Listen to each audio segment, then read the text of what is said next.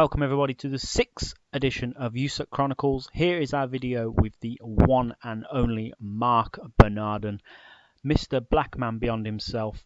This episode was incredible fun to record. Marc is an absolute hero. I ain't going to say much more than that. Just go check it out. Go watch this interview. It's wonderful fun. Cheers. Mr. Bernardin, hello sir. Hello gentlemen, how are you? I'm very well, you? I'm fantastic. I am terrific. And that is also no longer a code for things are awful, as had been for the last, 8 months / 4 years. Now, things are fantastic. I take it your meeting went well then? It did, yes. And also the election went well. Yes, yes it did, yes. He's done well. He's going to be claw marks all across the walls, aren't there, the whole way out? Oh yeah, just smearing everything with shit. I was going to say, we're Brits and we know it's good news, so it says a lot, doesn't it? We need to dispose of ours now. Well, yeah. I can't help you there. No, I know, but still. Congratulations. Just huge. It's so good. It's so good. That Van Jones video from CNN, every time I watch it, is just, absolutely beautiful. Oh, wonderful. Well, thank you for doing this. I really, really appreciate it. Yeah, no problem, man. I'm looking forward to it. It should be fun. Definitely. Basically, what I do is I do a little intro, just introducing who you are and whatnot, and we just ask a bunch of questions. Then I will answer the questions volleyed my way. That sounds wonderful. It's generally how these things work. Right. Ladies and gentlemen, you know what I'm going to say. We have an amazing guest. Now, it's no secret, I'm a huge Kevin Smith fan. I've even got the man on my forearm. Now, sometimes through fandom, you discover amazing, talented people you just need and want to know more about. And today's guest is one of those people. Today's guest is a writer of TV and comic books, a journalist, a podcaster, you name it, he's probably done it. Today, we welcome to USUK Chronicles, Mr. Black Man Beyond, Marc Bernardin. Hello, gentlemen. You name it, I've probably done it. Like, well, I mean, there's some murders I haven't done. Just some. Some murders I haven't done. I can't take credit for all of the murders. Well, I was going to ask you how your year's been, but you've just explained yourself already. Yeah, no, I've been really busy with murder and covering up said murder. Yeah. At some point, this podcast will now be evidence on the eventual murder trial. I was like, dude, you admitted to murder. Like, a lot of murder. I saw on your Twitter, I think it's from yesterday, that someone had sent you money and put it as murder. Yeah. It's like, geez, you can't just like, oh, that's funny, but at some point, my Venmo feed will be used as evidence against me in a court of law. This is going to show up in the next couple of weeks, and you're like, oh, God. Damn it. All right. Pack up everything. We're on the lam again. But, no, in all seriousness, though, how has your year been? This has been a year that could not have been predicted in any way, shape, or form. It's been, luckily the work that I do does not necessarily require me to be into an office. And there's also work that can continue while so much of the rest of both, America and the world is shut down. So it's been this weird survivor's guilt kind of feeling of like I know it's awful. Like, it's not like awful for me in the ways it's awful for most people, which is I'm still getting to make money. I'm still getting to do my job. I'm still getting to put food on the table if we can find it. I'm still getting to buy toilet paper when you can find it. But, it's just emotionally, it's been a chaotic year, to say the least.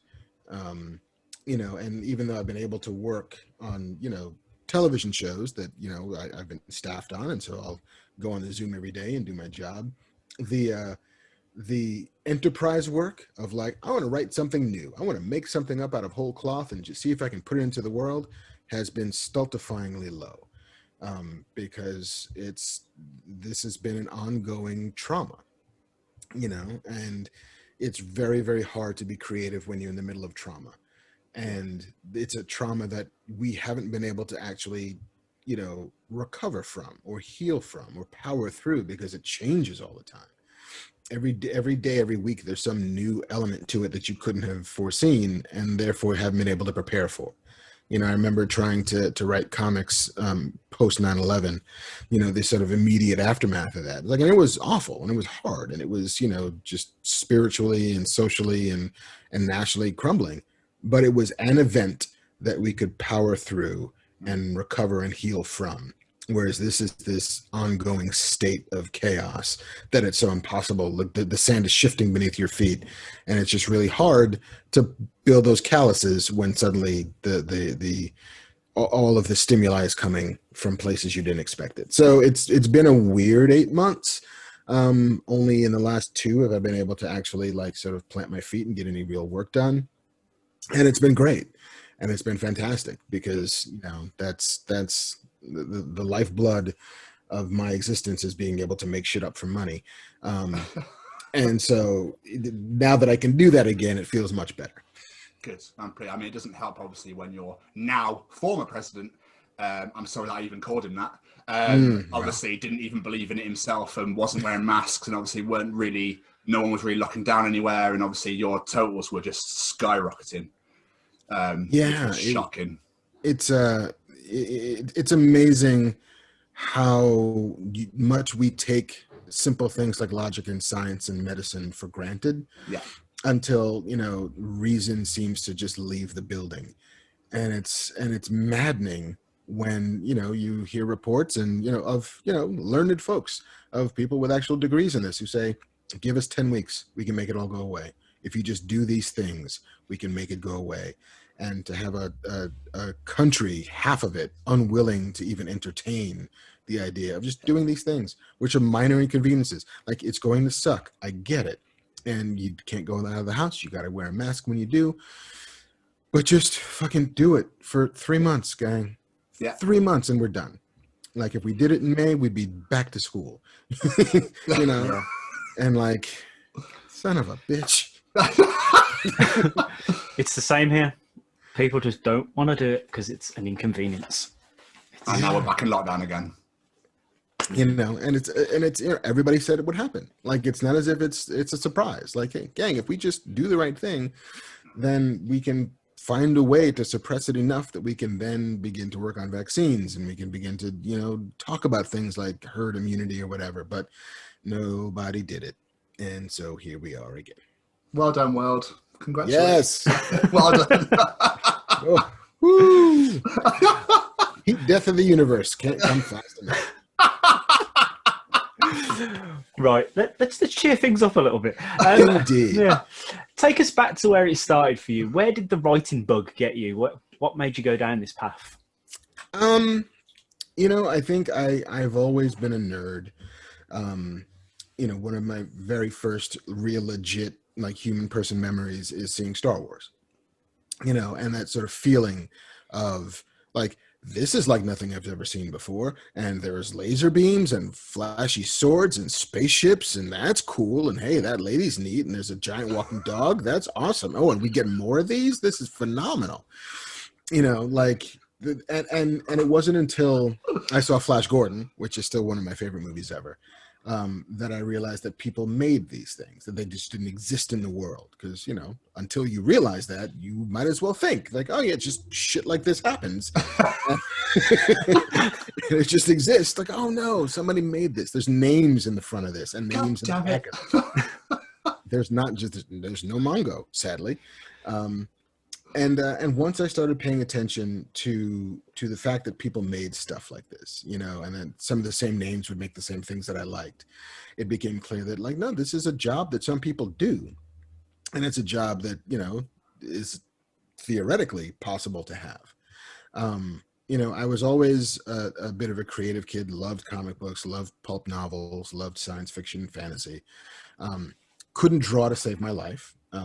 It remains this man, if I could draw, that would be the best. Drawing to me is like being able to play the piano, where you can sit down and make something entirely beautiful in and of itself. Writing is hard to do that, unless you're fucking Faulkner or Stephen King or James Joyce or whatever it is. But like, if you can draw a drawing, man, like girls will like it if you could just draw a drawing. Like if you could sit down at a piano and play a song, come on. I get so much, like taking the flute, like nobody really wants flute going up. But like the piano, man, like that's pretty awesome. But so I wanted to be able to draw, but couldn't draw, but still wanted to be able to, you know, kind of tell stories. And so it fell into writing for me. And I also, like, English was the best class that I ever had when I was in school. Like I was useless at the maths or the sciences, but the Englishes and the words were where it all kind of clicked for me. And then I wanted to be a filmmaker. I was like, look, you don't have to draw to be able to put these images out in front of people. Just be like Spike Lee. I don't know if he can draw, but I'd like to be Spike Lee. And so went to university with an eye towards being a filmmaker, and then made a bunch of short films that all turned out bad because nobody cared about them as much as I did. You know, like you need an army of people to make a movie that comes out the way anybody envisions it. And if that army of people are apathetic at best, and absent at worst, then you're kind of left kind of holding the camera by yourself and shooting yourself. And this was way before TikTok, and that was not a viable way to make a career. But if I was writing, like the screenplay, like I can obsess over that. I can make that the best that I can make it, and then whatever happens after that is out of my hands. And so that's when I sort of, you know, kind of drilled down and decided, like, I think I want to be a screenwriter. And then didn't do it for 20 years. I became a journalist, which, you know, is a lot of the muscles are the same, you know, especially in TV writing. You know, you're writing to a deadline, you're writing to a length, you're telling stories to convince people to do things. Like, I was an entertainment journalist, so I wasn't like covering murders or anything. I would come to murder later as a hobby. But you know, covering TV shows and movies is like basically convincing people to either go see these TV shows or not. And being able to make that case was interesting and rewarding and ultimately useful to figure out, like, if I'm trying to convince a person how to spend 2 hours of their time, it's not totally alien to then try and convince somebody to give me $100 million to make a movie that will make other people spend a lot of their time on. And so, yeah, I was a journalist for almost 20 years. And then finally, after peeking over the fence of the world that I wanted to be in, I finally got a chance to hop it in the last few years. And it's been great. That's good. I mean, you've mentioned murder quite a few times now, Marc. I'm starting to get slightly concerned. Well, you should. I mean, we're a a nation and an ocean away. I think you're fine. Are you sure? You must know a lot of people. Sadly, nobody in immigration. I can't get a visa. Thank God for Corona. Everything's locked down. Thank God. I'm safe for now. You guys are keeping it together. Excellent. So I take it magazines is where you started out then, Mags and the Los Angeles Times and the Hollywood Reporter, am I right? Yeah, I mean, my first job out of college was at a tiny science fiction magazine called Starlog, which way back in the day was like the first science fiction magazine. Like, there was Famous Monsters of Filmland, and but Starlog kind of grew out of the nascent convention scene in the US, and out of an ongoing love for Star Trek reruns. And so Starlog became that place where you would go to see your first pictures of E.T. or Wrath of Khan, or, you know, set visit reporting from Raiders of the Lost Ark or Aliens. You know, like that was their business, and they were in it for a good 30 years or so before eventually the internet killed them.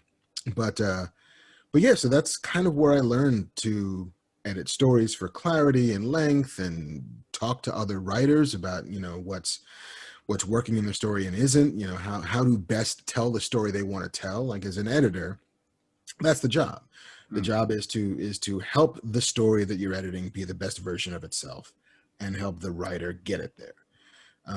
And so learning how to do that, and learning how to talk to other creative people, and learning how to interface with other departments, you know, being in a TV writer's room is very much you're telling somebody else's story, and you're helping them to tell it. And how best can you help that person convey that vision? And, you know, try to be additive when you can. Don't be negative if it's pointless. You know, it's It's pitch, don't bitch. It's pitch solutions, don't just complain about problems. But yeah, it was Starlog and then Entertainment Weekly, and then Hollywood Reporter, Playboy, Hollywood Reporter, LA Times, and then vanishing from journalism entirely. So, like, when you write your segments and stuff, then do you get to decide what you're going to write about, and people then go, "Oh, I like that, but maybe change this or whatever," or do they go, "Here's a brief. This is what I want you to write this month"?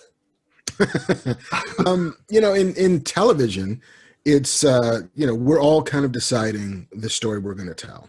If you're working on a good show that's got a good showrunner, who absolutely will come in with an idea and say, "Hey, listen, guys, this season of blah show, we're going to tell a story of how this character learns how to overcome X. Here's who the big bad is going to be. And we have a feeling we want to end with those two characters dead, those two characters in love, and that guy, the new big bad." And so, okay, great. That sounds like a plan. Now let's all figure out how to chop that loose idea into 10 episodes of television. Okay, great. Now we kind of know what these 10 are. Now we got to go inside each one of these 10 and say, all right, well, what's happening in this episode that connects the dots and tells that long overarching meta story. It's like, oh, okay, great. That's that episode. Great. Now, what are the scenes in this episode that help? Like you're working from macro to micro. You start big and then you go down small. So it's what's the whole season? What's the whole story of the show? What's the season? What's the episode? What's the scene? And what's the line of dialogue in that scene that helps make it happen? So it's less, somebody's giving me a dossier filled with top secret information about plot and character, and more like we all kind of came to this agreement together. We're all working on all these episodes together. Yeah. Once you get down to we've all decided what the scenes are, that's when the writer goes off by themselves and in a dank warren of a place and just gets to work, and then brings that script back to the room and say, "Hey guys, I wrote a script. How does it feel?" And then everybody reads it. Everybody gives notes. You go back and rewrite it, and that's the job. It's writing and then rewriting and then rewriting, and then they steal it from you, and then you can't rewrite it anymore. I had an image of someone coming with their briefcase with the handcuffs. Yes. Oh, yeah. Put it in the case, sir. Yeah. In the case. See, you said Starlog's your first job outside of college. Yes. Did you get an education in writing, or was it somewhat of a natural, just came to you sort of thing? When I was in college, my major was communication arts, which was very loosey-goosey, kind of daffy, not particularly refined. But part of that was, I took some creative writing classes. I took a couple of screenwriting classes, but it was mostly, part of being a journalist, especially an entertainment journalist. And I focused a lot on reviews. I was the film editor for the LA Times, and doing that, I was overseeing the critics. When I was at EW, I oversaw the movie review section, the video review section. And so much of, I think, for me, learning how to write was watching movies that I loved over and over and over again, and then trying to take them apart and figure out why they worked. It was a bit of reverse engineering. It's like, all right, now Aliens is a perfect movie. Now, why is it a perfect movie? What is it doing in every given scene? Like, what information is being conveyed? How is he using suspense? How is he using humor? How is he, setting up characters that, will twist this way? How is he building in sort of these reveals that will eventually help, push the plot forward? How is he defining character? It's all a bit of, movies are magic anyway, but they're magic that you can absolutely learn how those tricks are pulled off. I'm not going to say that I was quite the like video store scholar that Quentin Tarantino was, but the ability, and now it's so much easier to do than it was when I was a kid, but to get your hand on a screenplay and then watch the movie while you're reading the screenplay and saying, oh, that's what that does. Oh, that's how they achieve that. Oh, okay. If you put in parentheses, smirks, then that's why Indiana Jones gives a little bit of an offhand look. It's looking at the tools while you're looking at the tools built at the same time. And for me, a lot of that was being a critic, was learning, like, why do I like something? And why don't I like something? And when I don't like it, why don't I like it?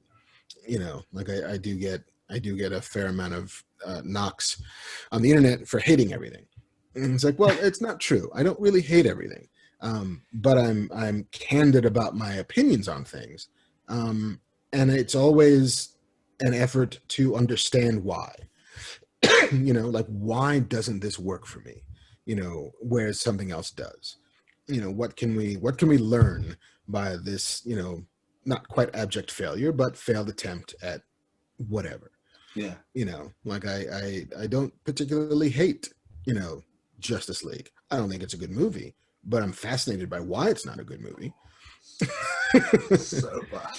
You know, and it's like, oh, that's fine. You guys can, you know, you think I'm a pessimist. I'm trying to, you know, I'm creatively critiquing this in a way that hopefully makes the work that I do better, and at the very least helps other people try and understand for themselves, you know, why they like it or don't.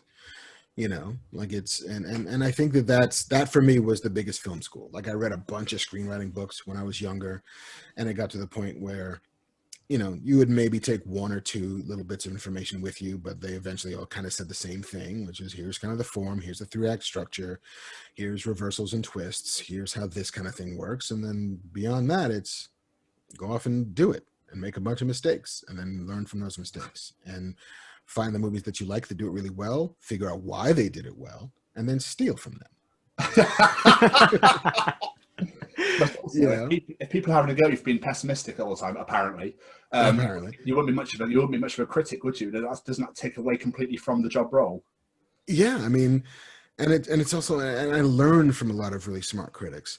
You know, one of my favorites of which was Lisa Schwartzbaum, who's one of the film critics for Entertainment Weekly, and I remember she gave like Kangaroo Jack an A, and I was like, why does Kangaroo Jack get an A?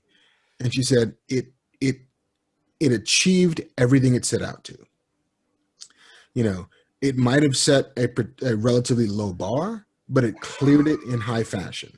You know, like I would rather a movie that just wanted to be juvenile and silly and funny actually be juvenile and silly and funny than some like high-minded art film that is just ponderous and boring without actually being good.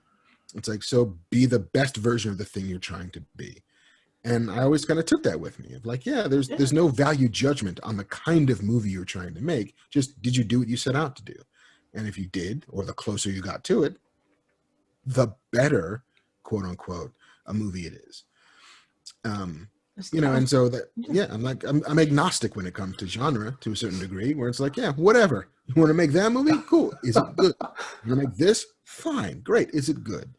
Like, I'll sit through Twilight and be like, you know, this doesn't work for me, but I 100% understand why it works for who it works for. You know, like, and that for me was film school. That was my education, is being a critic, is paying attention to the things that I watch to try and get under the hood and see why they do the things they do and how they work when they work and why when they don't work, they don't work. And luckily, it's also my favorite thing to do, which is watch movies over and over and over again. Did you ever get anyone come at you being like, Bernardin, what are you saying about my movie, mate? Come on. I'm trying to think. I did have every now and again, and luckily it's always friendly. Because people that I don't know who make movies that I may or may not like, you know, they're not looking for me to come and, you know, give them, you know, critiques about it. But every now and again, there'll be something that a friend of mine has worked on, and I will, you know, gently rib it. And I'll be like, well, dude, it's in there. I'm like, but is it though? Is it though? I'm not sure. But no, I think that creative people can understand that my critiques are not coming from a place of antipathy or hatred or venality. It's just, I think that one thing was more successful than another, and why.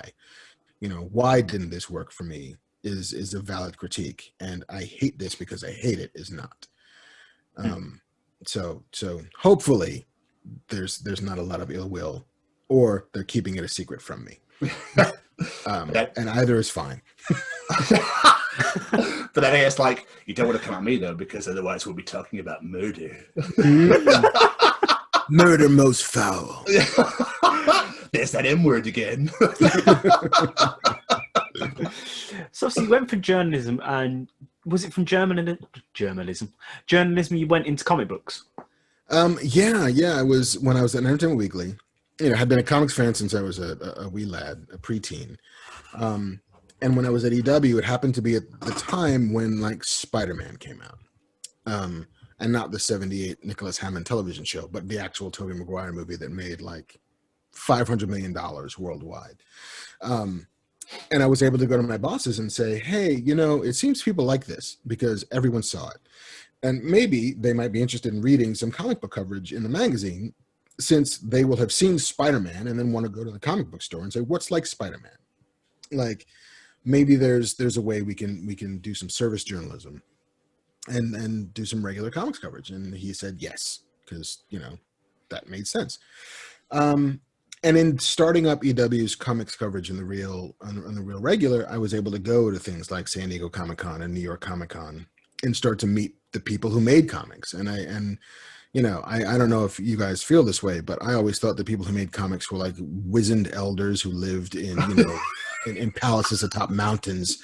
And then like you meet somebody like Ed Brubaker, or it's like, you're my age, like you're just a guy who makes comics, like really good comics, but you're not like Will Eisner. You're not like some 75-year-old grandfather who holds the secret talisman and the key to wonder and glory. You're a guy who read a lot of pulp novels and like synthesized it into your own style. That's cool. And like meeting comics creators for the real first time, and meeting publishers and editors, and lots of them who had been happy that EW was covering comics in a real way, would always say like, hey man, like I read your reviews, like you can write. You ever think about writing comics? And I would say yes. And say, well, what do you want to do? And then I would pitch them ideas, and then a couple of them found purchase, and was able to start working, doing a couple creator-owned like graphic novels, and able to do a little bit of work for DC and Marvel, and then had to stop covering comics because I couldn't. The same hand couldn't be both giving and taking. I couldn't be taking money from DC Comics and then assigning reviews of DC Comics, whether or not I was fair or equitable. Just the illusion of conflict of interest was enough to make it that I could no longer cover comics. But the seed had been planted in EW. It kept on going after I stopped doing it. And more importantly, at least for me, I got to actually start making comics, which is the dream and also the nightmare, because comics are the hardest thing I've ever written. Because unlike writing a movie or a TV show, where the thing you don't really have control over is time per se. Like you're just kind of writing, like, hey, so this guy walks into this room and he shoots him in the face, and then he takes the briefcase that's tied around his arm, and then he runs out and there's a car chase, and the car chase goes on for like, I don't know, whatever, like 3 or 4 pages, and then there's a kissing scene, and then the bum bad guy. Like it's all very like, you're just kind of writing to write. Yeah. But comic books, it's all right, how many panels are on this page? How many balloons are in each panel? How are you conveying the little architecture and the math of how this page is laid out? What information are you choosing to show in these, still captures of time? It's something like, math plus creativity plus playwriting plus screenwriting. It's a bear of a form to work in, especially if you've never done it before. Even if you read comics your whole life, it's like, this is fucking hard. I wish I could draw. Yeah, if I could draw, I'd know how this works. That'd be so much easier. So with the comics then, are these creations of your own? Or again, were these pitched ideas to you that you went, yeah, I can write that? It depends. Like, some of the stuff that I've done in comics is stuff that, I or myself and a co-writer, my friend Adam Freeman, we're like, hey, we got this idea. Who will help us publish this idea? And that's how a book like Genius came together at Top Cow. That's how a book like The Highwaymen came together at Wildstorm. And then sometimes it's, hey, do you want to write The Authority? And we'll say yes. Like, hey, do you have a Nightcrawler story in you? Yes. We can totally make one of these up. It kind of, not to say 50-50, but the demands change given, each and every opportunity. My preference is to make stuff up. But every now and again, someone is like, do you want to write a Spider-Man story where he meets a member of the Top Chef contestant corps? And I will say, yes, I do. I can totally make a story where Peter Parker is going to a Top Chef competition and Mysterio crashes in. And so we'll talk about food and flambe, but also murder. Absolutely incredible. Doing my research, I saw that The Highwayman is being turned into a movie. Yeah, like it comes around every few years. When the book first came out, there was a lot of interest. We got calls from Warner Brothers and New Line Cinema and a couple of other places. We all kind of dug it, and we're like, yeah, no, I'm super happy you like it. It's not ours, belongs to DC Comics. If you want to make that movie, you go ahead and make it, but we don't control it, we don't own it. It's theirs. And, we get these sporadic kind of, updates like, oh yeah, by the way, this person's adapting it. Oh, that's cool. I was like, oh, by the way, this studio has it. Oh, that's also cool. And so the most recent was like, yeah, there's some screenwriters taking a whack at it, and Warner Brothers is hot to kind of make it. And we both say, that's cool.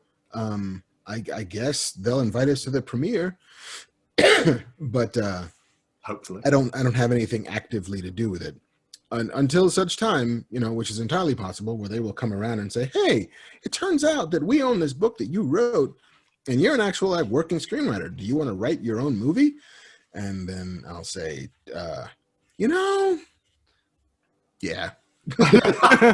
Yeah, I'll do that. I bet the critic in you, and obviously because you wrote that to begin with, when you see the movie, if you don't write it, it's got to be painful for you. It's like, I would have done this, I would have done this, I would have done this. It probably will be, but I will also assume that the money is part of what makes that go away. Money has an incredibly palliative effect. Like, oh, wow, that would have hurt except for all this cash. I'm currently lying in naked swimming. Yeah, this landing would have been so much harder if not for these stacks of 20s. Yeah. Oh, all this money. Now, you've worked on some incredible franchises as a writer. Star Trek, Castle Rock, and even now on Picard coming up. What was your foot in the door for TV work? The foot in the door for TV is 9 times out of 10, it is you wrote a sample. Usually it's an original idea. Sometimes it's a speculative episode of an already existing TV show that people like, that people sort of take a cotton to. My foot in the door was I comics, actually. Comics. Genius got me my first agent, a fellow named Eric Reed, who currently is at William Morris Endeavor. But he read the book and he's like, I think I can sell this. I said, I'd sure like to see you try. And he didn't, because I knew it was going to be a hard sell. But he was like, I like you. What do you want it to be when you grow up? And I said, well, I think I want to be a TV writer. He says, okay, well then, write me a pilot that I can use as a sample and be willing to come to Los Angeles for meetings. And then if you get staffed on a TV show, you have to move in a weekend. And I said, oh, okay. All right. I'll give it a go. So I wrote him a pilot, which looking back on isn't great, but I can see why, certain people liked it. I went out to Los Angeles I was living on the East Coast at the time. I was living in New York. And so I went out to Los Angeles and took a bunch of meetings.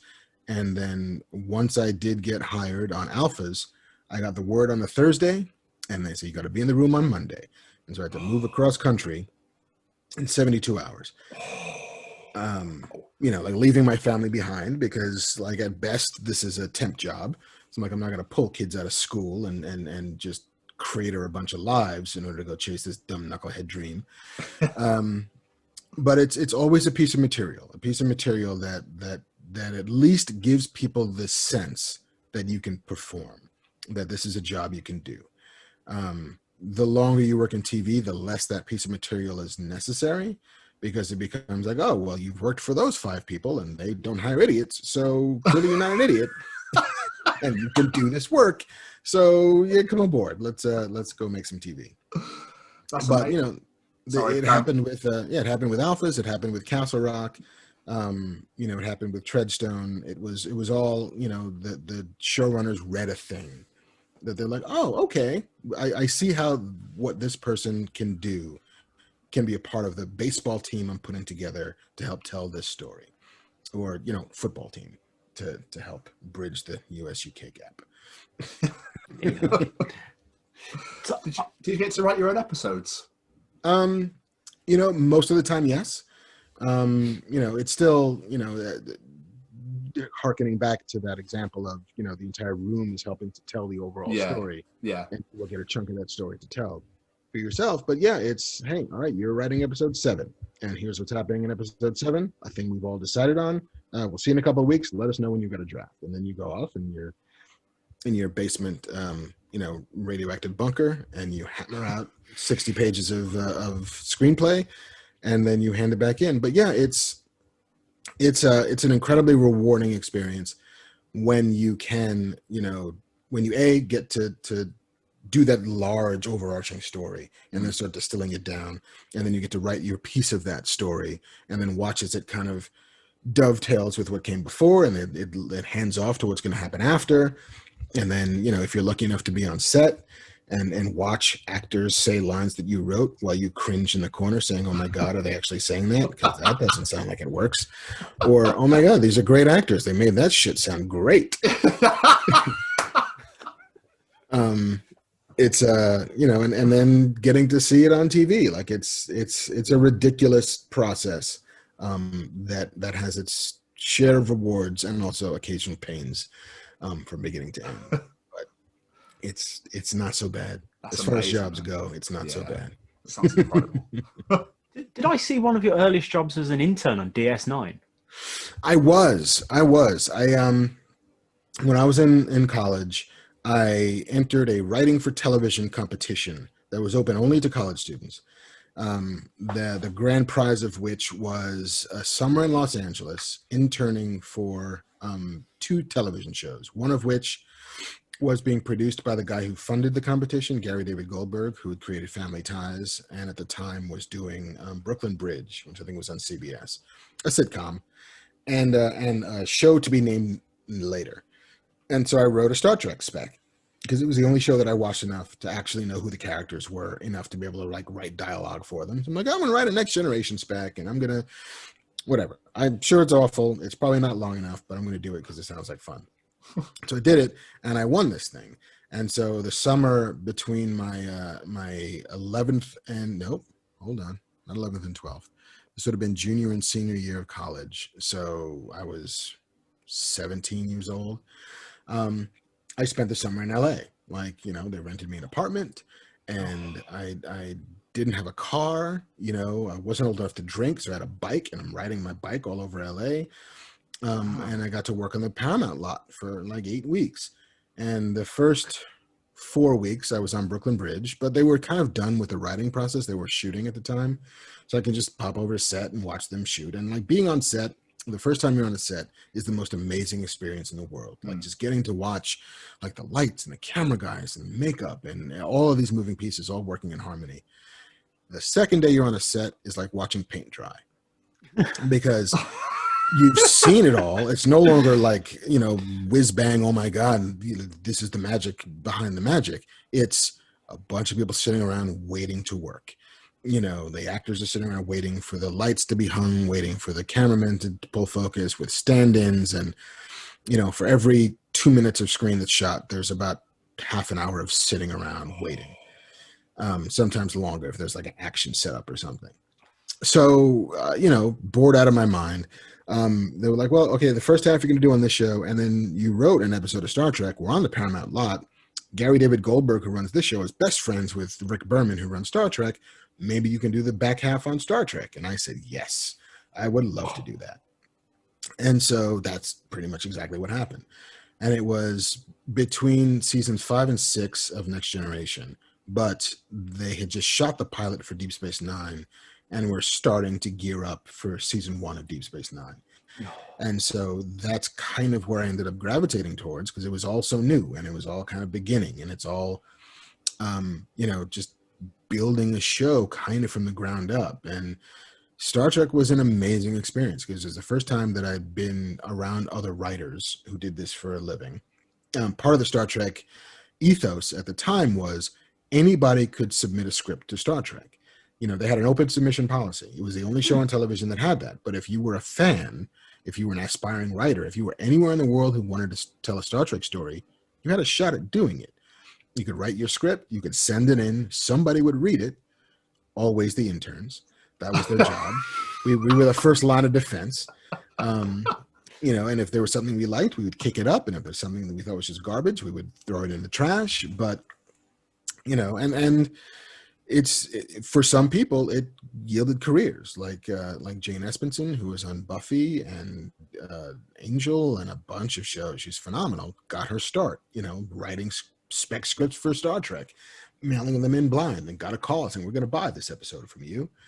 A fellow named Jose Molina did the same thing. I think Ron Moore came in through the slush pile, who would then go on to make Battlestar Galactica and For All Mankind and Outlander. It was a real legit way of breaking in, but the interns read all the scripts. So always be nice to the interns. Done. That is awesome. Yeah. But and the guy who was running Deep Space Nine at the time, Ira Stephen Bear, would 20 years later hire me for Alphas. He was also the showrunner on Alphas, and he was like, "Hey, are you that guy? You're from the Bronx, aren't you?" I was like, "Yeah, I'm from the Bronx." Like, I remember you. What a job. Oh, that's awesome.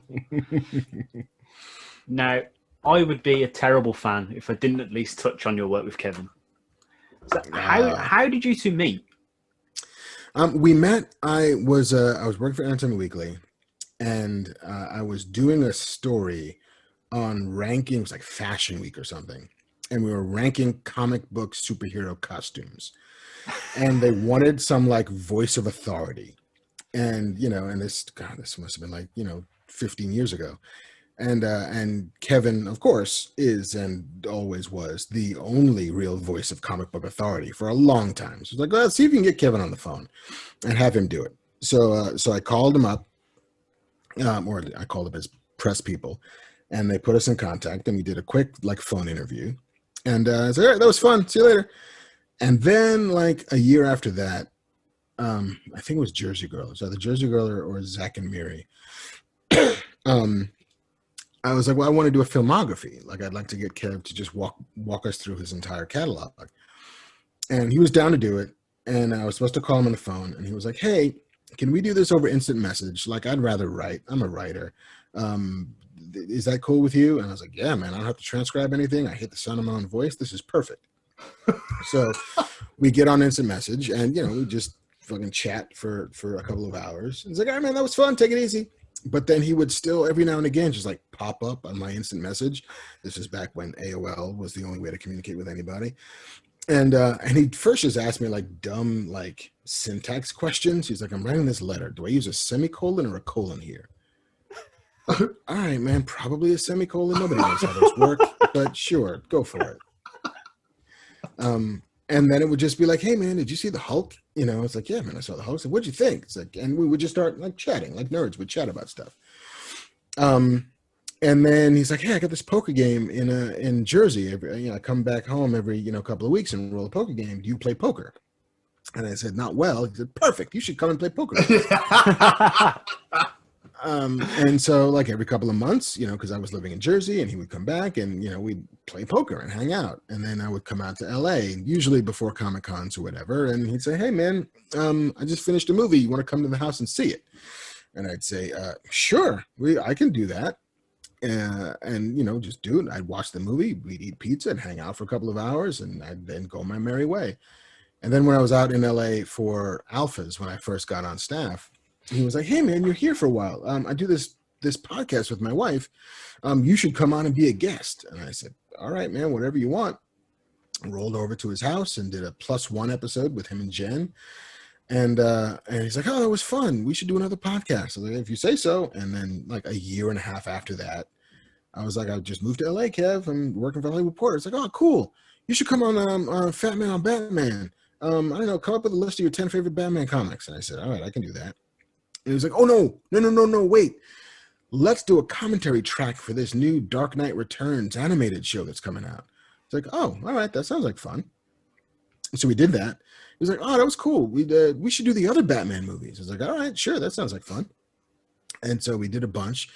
And then he was like, well, Gotham is about to premiere. We should do like Gotham. Let's do the same thing for Gotham. All right, man. We did like 2 for Gotham. And we're like, we should stop doing this for Gotham because it's not that great. But I like doing this podcast. Let's just, and his favorite part of it was we were like the utility belt. We'll just talk about the general pop culture news. We're going to open up the utility belt and see what's happening in the world of geek. It's like, we should just do a podcast that's like just that. I said, all right, that's cool. So you want to be the co-host? Sure. Do I have to do anything? No, just show up. Like, okay, that's cool. And then he was like, hey, man, do you mind if we put up some cameras in here? Little GoPros, whatever. Maybe we'll stream it to YouTube. It's like, yeah, man, sure, that's fine. Like, hey, man, do you want to go on the road? Like, okay, yeah, we could do some dates, around the country and maybe overseas. Sure, that's cool. Hey, man, like it's basically him going, hey, man, do you want to? And me going, yeah, sure, that sounds like fun. Like, hey, man, do you want to help me do Master of the Universe? Sure, that could be a hoot. Like, hey, man, do you want to work on a question? We'll try and do that for DC. It's like, sure, that sounds like fun.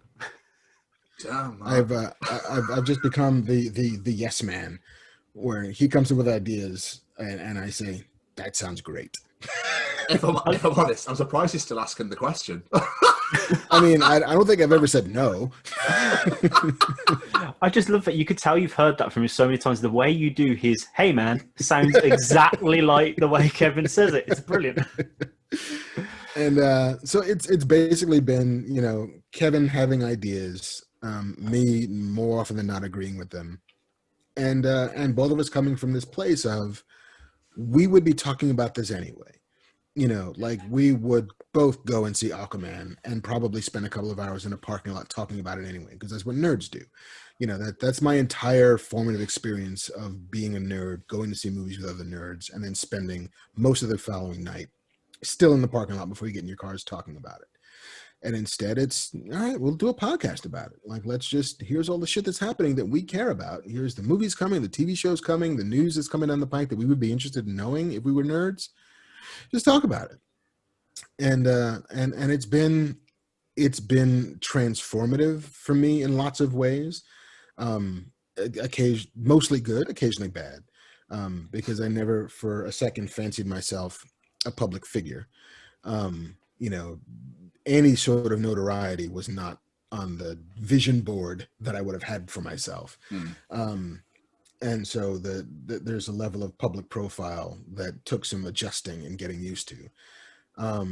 It's been overwhelmingly good for the most part, with the occasional pockets of, oh, we're going to do this now, huh? All right, sure. This is death threat season, I guess. So, all right, fair enough. Sally forth.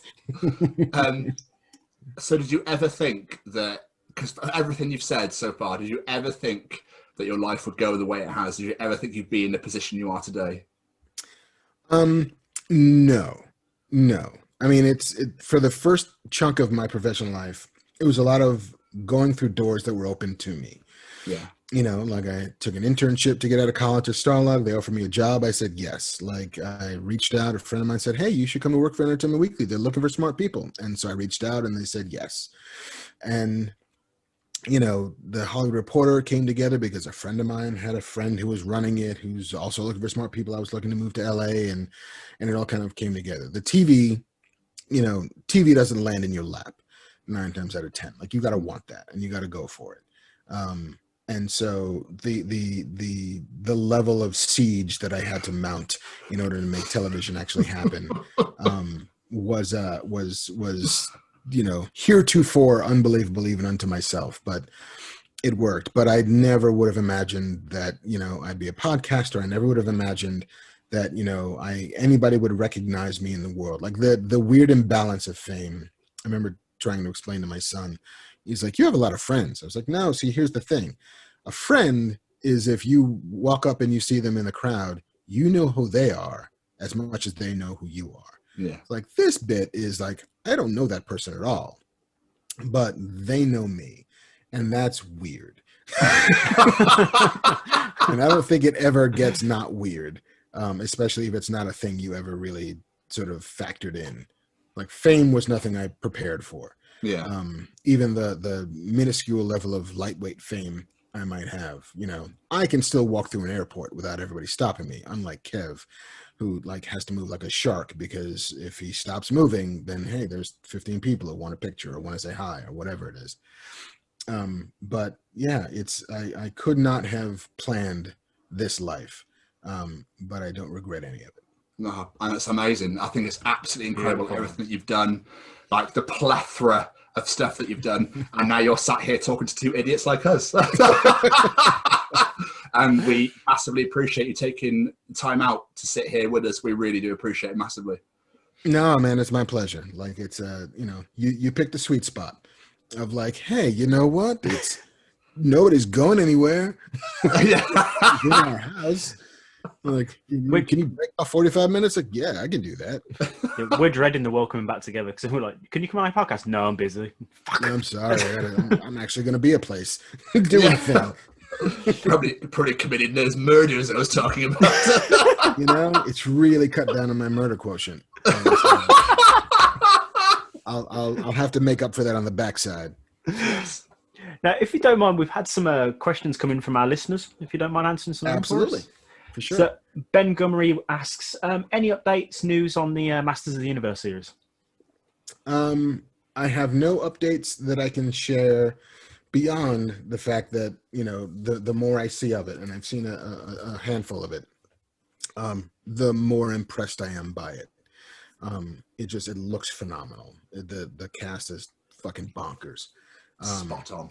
You know, it's it seems as if next year is the year. At least that's what I've been told. And not that I'm telling tales out of school, but I could not tell you when in 2021 you'll get to see it. But yeah, the more I get to see, the more I want to see, which I think is the preferred fuel air mixture. Well, yeah. Nick Brody says, who was your hero growing up? Who was my hero? I'm going to assume that he means real world hero as opposed to fictional hero. We'll go with that one. Sounds better. But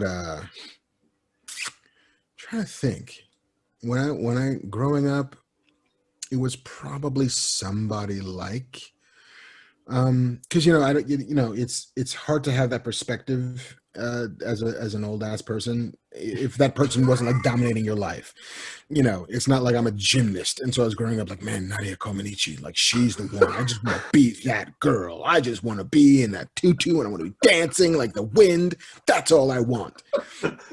I didn't quite have that person. I guess the closest that I had in a real sort of intellectual kind of way was probably George Lucas. You know, like the more that I had heard about, you know, the making of Star Wars, the work that it took to make Star Wars, the path that he had to follow to get that done, and then the ability to stick to those guns and deliver something that nobody had seen before and nobody knew would work. You know, like it's so easy to look back on Star Wars as if it must have been a slam dunk, but it wasn't, for any number of reasons, you know, and not the least of which was George himself. Like, he was an indie filmmaker making this giant thing with an indie sensibility. And it's, you know, it would be so easy to look at that script and say, hey man, your main character doesn't show up for the first like half an hour. Like, maybe you might want to fix that.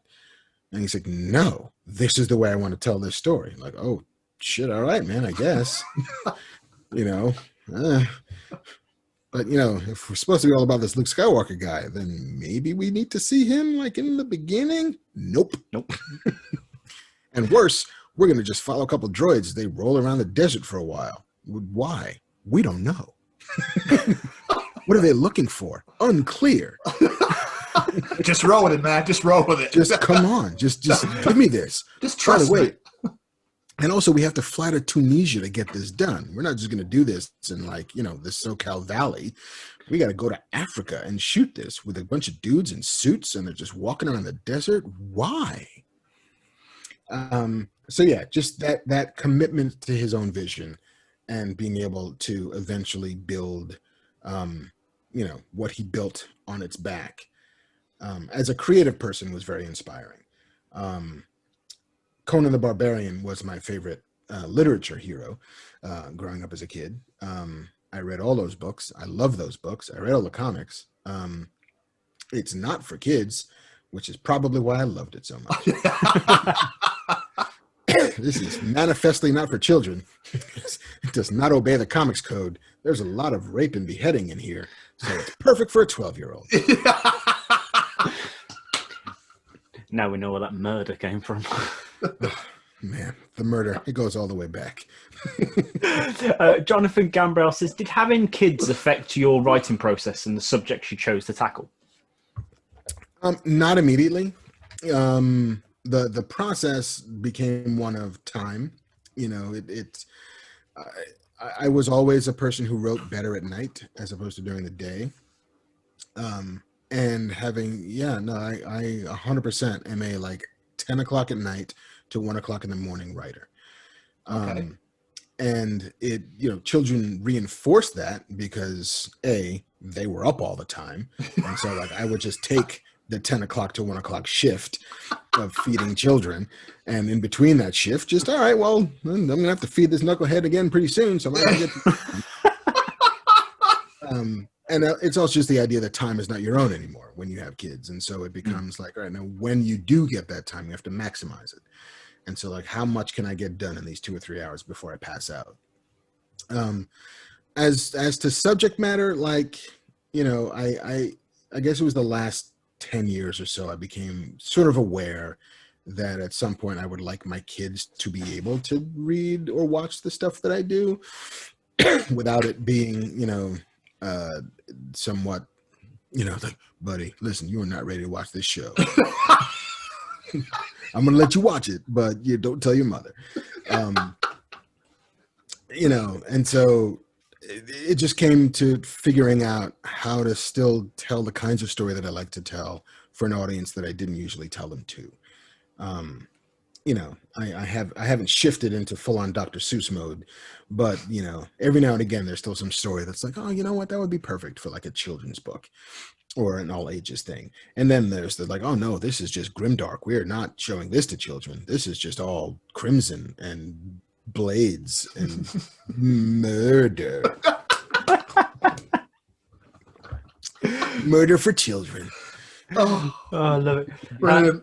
Last one from the fans. Alex Whiteley wants to know, do you think the current superhero fatigue will either encourage more original developments or cause more reboots and remakes?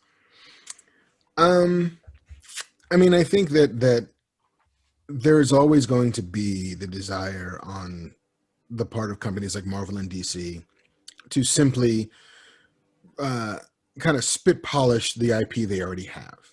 They're in a custodial business of making sure that, like, yes, there's always going to be Superman and Batman and Wonder Woman and Spider-Man and the X-Men and the Hulk on stands because we just need to keep those copyrights viable and ours. There's no letting those guys slip into the public domain, so there will always be a publishing initiative to make people still want to buy these 75-year-old heroes. So that will inevitably lead to a cycle upon cycle of reboots and relaunches and refreshes and rehashes and all that stuff. But the good news is that there is still a very viable and thriving industry on original ideas and original IP, and places like Image Comics and Dark Horse Comics and Vault Comics and there's a bunch of places out there that are just telling new stories. And I think we will get to the point, and I do think it's cyclical, where at least Hollywood will begin to cycle away from that pre-established IP of like, I guess we're making a fourth Hellboy movie, even though nobody really wanted the third one. Sure, we got to keep going because duh, and be sort of emboldened by like the Walking Dead success, and just say, hey, listen, here's the thing that nobody knew anything about that just was good. And we decided to look to what was good, and like maybe we'll just see lots more of that. I think they'll go hand in hand. I don't think one disappears over the other. But I choose to be optimistic about the fact that there will always be a place for original ideas in the world, even if they become harder and harder to make happen. All it needs is for one giant one to break free. And everybody's like, where's our thing nobody's ever seen before? Yes, please. More of that. Yeah, beautiful. DC films, though. You know, I feel like they're finding their way. They're slowly finding their way. Yeah.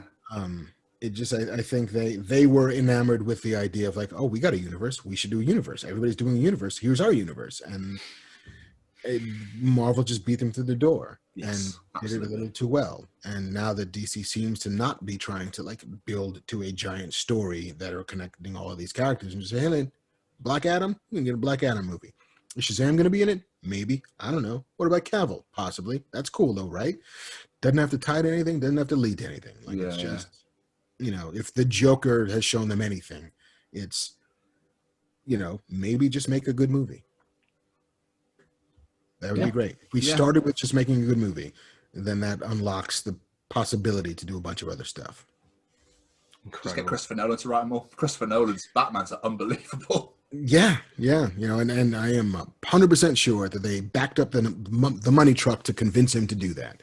Like, hey man, do you have like another 3 Batmans in you? Yeah. We will give you all the money. You could have my wife, you could have at my house. Just take whatever it all. You want. Yeah, we will give you the actual Warner Brothers. We'll dig up their bodies. You can do whatever you want to with those corpses, man. Just make them dance. Wink, wink, and nudge, nudge, and all that. Incredible. How do you do? Right, before we get out of here, we like to play a little game with our guests. Could not think of the word guests, and don't know why. Subjects. With our suspects. All we do, it's 6 questions, quick fire round, answer them as quick as you can. Nice and simple. Fair enough. Favorite cheese? American. Favorite concert you've ever been to? Prince. Ooh, oh, wow. Favorite Star Trek captain? Cisco. Good answer. Favorite podcast that isn't your own? Song Exploder. Ooh. Don't know what it is, but great name. Yeah, no, I'll tell you after. Awesome. Favorite cartoon as a child / teenager? Bugs Bunny. Looney Tunes. And who would play you in a movie? Well, there's the real life version of me, and then there's the aspirational version of me. You know, like Denzel Washington plays the aspirational version of me. And Reginald Vell Johnson plays the real life version of me. I love it. Yeah, but Song Exploder, you guys would dig it the most. It's literally this podcast named Rishikesh Hirway, who will just interview musicians about how they wrote a specific song. And then the musician will just like literally go from, here's what I thought of it, here's where it came from, here's the original demo tracks, here's where we laid in this drum sound, here's where we found this. It's phenomenal. Like if you're a music nerd who just likes process, it is just nothing but that. That's amazing. Yeah, it's fantastic. Yeah, and there's now a Netflix version of it that actually adds like, you know, the visual component to it. But like they've had REM talking about Losing My Religion, and like here's where this song came from, and here's why he was fixated on a mandolin, and here's the original demo track, and Michael Stipe hates the sound of his own voice, so watching him listen to the original demo vocals is like kind of a treat. He's like, no. So yeah, no, if you're a music head, it's totally the jam for you. I'll check that out. Marc, you have been incredible. Before we get out of here, is there anything you want to plug, send people to check out or anything like that? Yeah, I don't quite have anything out in the world that requires plugging at the moment. But find me on my socials at Marc Bernardin, anywhere you could look for me. And if there's anything new coming down the pike, that's where you'll hear it first. Incredible. Marc, thank you so much. You've been incredible. I really appreciate you taking the time out to do this for us. No, thanks, gents. This was fun. It's been a pleasure. Thank you so much, Marc, and enjoy the rest of your day. Thanks. Take it easy, guys. Take care. Take it easy. Man. Cheers. Bye. Bye-bye. Find all this great content and more at the USUK Podcast Network.